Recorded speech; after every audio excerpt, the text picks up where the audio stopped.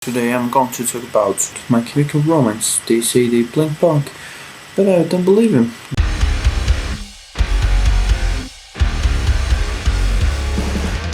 What's up everybody, I'm Finn McKenty, this is the Punk Rock MBA, and welcome back to my How They Got So Big series, where I look at game-changing popular bands and try to unpack exactly how they got so big. And in this episode, we're going to look at a band that a lot of you guys have asked for, My Chemical Romance. The first time I ever heard of My Chemical Romance was back in, I think, 2003. I was working in Manhattan at the time, and there was a girl who took the same train as I did to work. She went to school at a place called FIT, right by Penn Station, and she would always wear like band shirts and stuff like that, so I'd chat with her occasionally. One day she mentioned that her boyfriend's band was going on tour, and I said, oh cool, what are they called? And she said, My Chemical Romance. That was the first time I ever heard their name, and I didn't really think I would ever hear it again because it was just the girl from the train's boyfriend's band, right? But obviously I was very wrong. They went on to become one of the biggest rock bands of the mid-2000s. So how did it happen? Well, I've got a few ideas, and I'm going to do my very best to unpack it in this video. But first, I want to thank Dollar Shave Club for sponsoring this video. I'm really happy to have these guys on board because my wife has been telling me you're getting old, you need to take better care of your skin, and you know, she's probably right, but I didn't know where to start. Enter Dollar Shave Club. And right now they have this great offer where you can get their shave, shower, or oral starter kit each for only $5. The shave starter set includes the razor and blades, as well as a tube each of post-shave dew, prep scrub, and the shave butter. You can also get the oral care starter kit, which comes with this cool toothbrush, as well as their toothpaste. Or you can get the shower set, which includes trial-size versions of the hair and scalp shampoo, the daily face cleanser, and the hydrating body cleanser, all for $5. I'm a fan of the hydrating daily face cleanser because, as my wife says, I'm getting old and I need to take better care of my skin. So if any of that sounds interesting to you, you can go to dollarshaveclub.com/punkrock to get your first starter set for just $5. Also, just a quick note that I did start a Patreon, so if you're interested in that, there's a link in the description. And with that out of the way, let's get into it. Part 1, setting the stage. Now, usually in these videos, I kind of go through the history and the origins of the band and all that, but in this case, I'm going to skip over that because A, if you're watching this, then you probably already know all that, and B, in the case of My Chemical Romance, I think their early history is actually a lot less interesting than what happened afterwards. So in this video, what I'm going to focus on is unpacking why they blew up, really starting with 3 Cheers for Sweet Revenge in 2004. That said, I do think it's worth talking a bit about the context in which they came up in. I like to affectionately call this era the mall emo explosion. And before anybody gets mad, I 100% mean that as a term of endearment. I actually really loved this era of pop culture, and when I call it the mall emo explosion, that's not at all meant to like put it down or anything, just kind of a fun little term I like to use. Anyway, just to give you an idea of what was going on at the time, or maybe jog your memory if you were around back then, the Osbournes were one of the biggest shows on TV, and Bert from The Used made lots of appearances on the show when he was dating Kelly Osbourne. Jackass was another huge show on MTV, and Jackass the movie was actually #1 in the country on opening weekend. I kind of forgot about that until I was researching this. And that movie in turn made Bam Margera a huge star, and this was right around the time that he was getting really into the band Him, which really kind of shined a big spotlight on the whole gothic metal guyliner thing. The Tony Hawk Pro Skater games are just absolutely massive. AFI's first major label album went to #5 on Billboard. I could keep going, but I think you get the point. Basically, the stars were aligned perfectly for My Chemical Romance's major label debut. Punk culture in general was arguably at the peak of its mainstream popularity, and in particular, the relatively new flavor that people were calling emo was kind of the cool new thing. And really quickly, before I go to the next section, please just do not bother wasting your time leaving comments about the term emo, about how all the stuff I just talked about isn't real emo. Like, literally nobody cares, so just don't bother. Anyway, that brings us to part 2. Hey, we're My Chemical Romance, and we want to thank you guys so much for voting for us. And this song is called I'm Not Okay, I promise. That brings us to part 2, I'm Not Okay. The first time I actually heard My Chemical Romance was when I saw the video for I'm Not Okay on MTV right around when it came out. Even though I sort of hated a lot of that early mall emo stuff like The Used and the other bands that were kind of coming up then, I was instantly a fan of this song because, come on, like how could you not be? Like how good is this song, right? It's so fucking catchy. I had to admit that this was just a brilliant rock song. And then they followed up I'm Not Okay with Helena as their next single. Another banger, and that to me proved that they weren't one of these bands that kind of accidentally wrote one great song but couldn't come up with another one. Three Cheers ended up going platinum in like a year, which is a great showing for a band at that level. But I want to look a little bit deeper because there's plenty of bands that had a couple great songs on their breakthrough album that didn't get anywhere near the kind of traction that My Chemical Romance did. So what happened? What was different about them? Well, to me, the main thing is that My Chemical Romance had the total package. They had the songs, they had a ridiculously charismatic frontman in Gerard Way, they had an image that was just perfect for that growing mall emo thing that I mentioned in the intro, and they also had great videos. Like everything you would want from a band kind of breaking through at that level, they just nailed all of it. It really was the total package. And when you put it all together, like when I think of this era of the band, to me it just perfectly captures the vibe of being that angsty suburban high school emo kid who has a heartagram sticker on her bedroom door, stays up all night watching Invader Zim or whatever. If you're that person and you listen to Three Cheers and you watch these videos, you're like, holy shit, this is me. Like, these are my people, right? They got all the details right. Like, one particularly great touch, which I don't think they did as any kind of like calculated marketing move or whatever, but the fact that the video for I'm Not Okay is actually even set in a high school is just perfect. It makes that song so relatable to that angsty high school emo kid, right? And I was way out of high school by the time this came out, so it wasn't really like my thing, but I totally get why they got the traction they did off the album. It was exactly the right package of songs, image, and frontman at exactly the right time in the larger context of pop culture. But with that said, I definitely didn't expect them to go on to achieve what they did. But as you probably know, they proved me very wrong with their next album. These guys graduated high school only 4 years ago. Already they have 2 albums and a war tour behind them. Their latest is called Three Cheers for Sweet Revenge. Which brings me to part 3, The Black Parade. What made me really see that My Chemical Romance was destined for bigger things was their performance on the 2006 MTV VMAs. I remember watching this live. This is where they played Welcome to the Black Parade for the first time, and when I saw that, it was just instantly obvious that they had taken everything that made them stand out on Three Cheers and turned it up to 10. The song itself was even bigger and catchier and more epic than anything on Three Cheers, although just for the record, I still like Three Cheers better, personally. And also, they took all the theatrical stuff to the next level. They always had that, but on this album, they really took it to the next level. They traded in that like guy liner emo look for something a little bit more like, I don't know, like the goth version of the Beatles on Sgt. Pepper with the, you know, uniforms and all that. And also along the same lines, they were also obviously borrowing a lot musically from classic rock bands. I remember hearing that song and I was like, okay, these guys have heard Bohemian Rhapsody. Anyway, after that performance, the album The Black Parade was released a few months later. It went to number 2 on Billboard, and by the end of this 2 or 3 year long album cycle, in my opinion, they had cemented their place as the definitive band of the whole mall emo thing. Of course, there were other bands up there as well, maybe most notably The Used, Fall Out Boy, and Panic at the Disco, but when I think of 2000s emo, to me, My Chemical Romance is the band that just immediately comes to mind as the template for like that whole genre. And this is the album that got them there. And I'm gonna skip over a whole lot of details here because, like I said, this isn't intended to be the history of My Chemical Romance, and if you're watching this, you probably know all those details anyway. But just to kind of quickly fast forward to the end of the story, they put out one final studio album in 2010 called Danger Days. And I think that album was pretty good, but it wasn't nearly as commercially as successful as the previous two, and then they broke up in 2013. But look, you guys know all of that, right? You know what happened. What I want to focus on for the rest of this video is why. Why did they become that band? Why do they have the legacy that they do? Well, I have a few thoughts on that, and I'm going to give you those in kind of no particular order.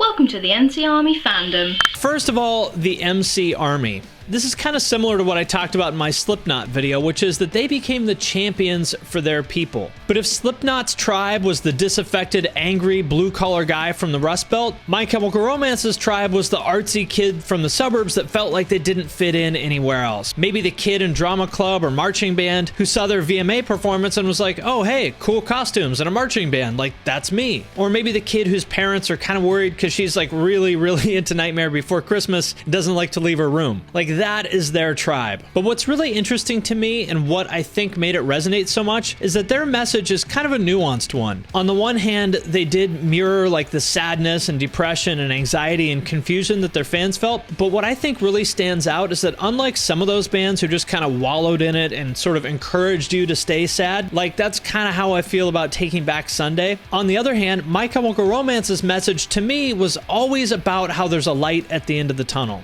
To me, the message is like, yeah, things suck right now, but hang in there because we will get through this together. And that's a super powerful thing to hear when you're a kid going through all that stuff and it seems like it's just never gonna end, like you're never gonna be okay. When somebody makes you feel like you will be okay, that person means a lot to you. Like, honestly, there's probably millions of people out there who would tell you that My Chemical Romance helped them get through some serious shit. And I think that is the #1 reason for their success above everything else. I never personally felt that way about My Chemical Romance, but I did feel that way about Black Flag, and that's why they'll always mean a lot to me, so I do totally get it. Second, the combination of style and substance. This is the killer combo, right? And most bands are lucky to even get one of those things right. There's lots of bands who maybe nail the image but have shitty songs, or vice versa, bands that have like great songs but they kind of fail on the image. But My Chemical Romance was one of the very, very few bands to hit it out of the park in both categories. They kind of broke through with that whole black suit with red tie, messy dyed black hair and guy liner thing, which was just perfect for that particular moment in time. It was like right when that weird little mini trend of bands who kind of loosely came from the hardcore scene went goth all around the same time, like AFI, Bleeding Through, 18 Visions, I Am Ghost, and all that kind of stuff. But they did it better than all those bands combined, let's be real.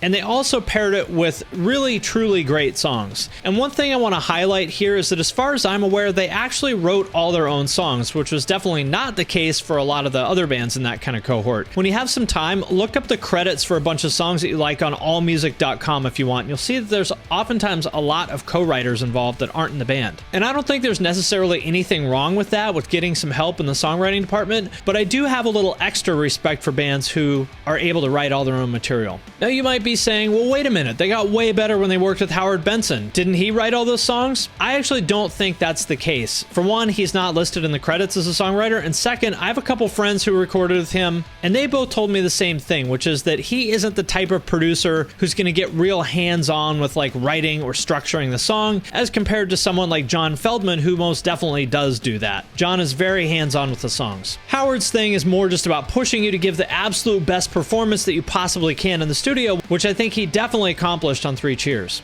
Anyhow, the point is that when a band hits on both fronts like that, style and substance, image and songs, that is when you get something really, really special. Third, they aimed much higher in terms of their creative vision than 99% of bands in their kind of cohort. Basically, although they're lumped in with the emo genre, and yes, I am aware that Gerard hates being called emo, and I understand why, because in terms of their music, they were much, much more than just straight up emo. They drew from a much broader musical palette than most of the other emo bands like, say, The Used or From First to Last or Taking Back Sunday. Their very first album, I Brought You My Bullets, You Brought Me Your Love, that one is pretty straightforward. It basically sounds exactly like AFI. But starting with 3 Cheers, that's where they got a lot more ambitious, drawing a lot from the more theatrical side of classic rock. Like I said, the clearest influences being Queen and David Bowie. The Black Parade is where it became really, really obvious, but you can definitely hear it even earlier in songs from 3 Cheers, like The Jet Set Life Is Gonna Kill You, for example.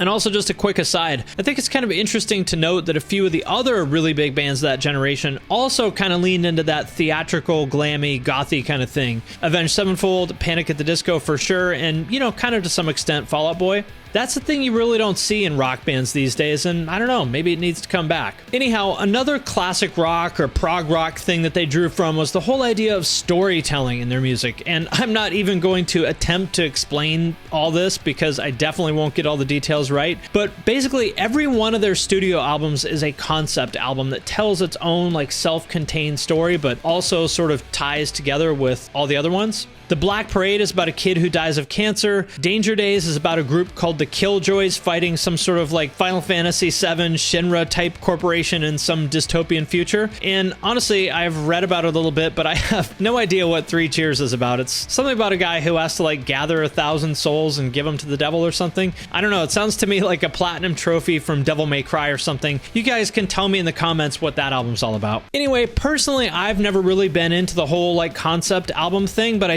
totally get why it worked for them. That kind of stuff made them more than just a band. The band was just like the musical part of this whole universe that Gerard created, which I don't think anybody saw coming back then because I don't think it was common knowledge at the time, but it makes total sense now knowing that he's such a talented storyteller and visual artist. As most of you watching this probably know, he's been into writing and comics since he was a kid, since he was like 13 or something like that. And he's actually been really successful at it in the past few years. He's written for some really legit mainstream comic series like Doom Patrol and Spider-Man. And actually it looks like the character he created even made it into the latest Spider-Man movie. And also on the kind of film and TV front, another series that he created called Umbrella Academy that was originally a comic book is now a Netflix series. Pretty amazing, right? Like, I really can't think of anybody in music who has done that. Clearly, he is super talented as a writer, so in hindsight, it's no surprise that he was able to create this kind of like alternate emo universe that drew their fans in. When I step back from it, it's almost like My Chemical Romance was a movie where the band was the soundtrack and Gerard was the star.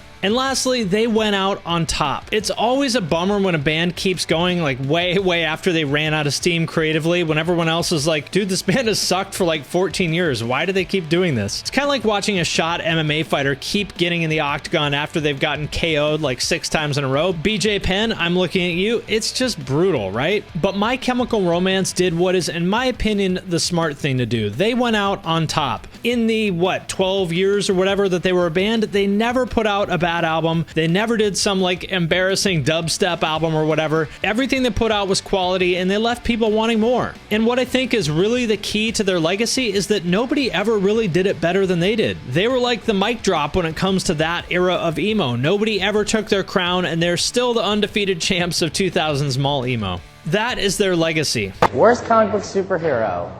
Probably Speedball. He looks ridiculous. His power is to make a bunch of bouncing balls come out of nowhere. It's just kind of useless guy. And speaking of legacy, that brings me to part 4, the legacy. With all of that being said, what really blows my mind about My Chemical Romance, as I mentioned earlier, is how relevant they are today in 2019. The band has been broken up for about 6 years now, and I really can't think of another band that has the kind of legacy that they do relative to how long they were active, other than, I don't know, maybe Nirvana. And just the fact that I would directly compare them to Nirvana like that, I think says a whole lot about how important My Chemical Romance were. I mean, really, they were only in their prime from 2004 when Three Cheers came out until 2010 when Danger Days came out. And although Danger Days is definitely a good album, their legacy is really based on only 2 albums that came out 2 years apart, Three Cheers and The Black Parade. And that's pretty crazy if you think about it, right? To have your whole legacy built on such a brief period of time to make such an impact in just 2 years. And what exactly is that legacy? Well, like I said in the intro, they might be more popular than ever. They currently have 6 million listeners on Spotify, which to me is just crazy considering that their peers like The Used, who are actually still an active band, The Used only have 1.5 million, and a comparatively like huge band like Korn, they only have 4 million. So they've been gone for 6 years and they're bigger than Korn. Like, how crazy is that?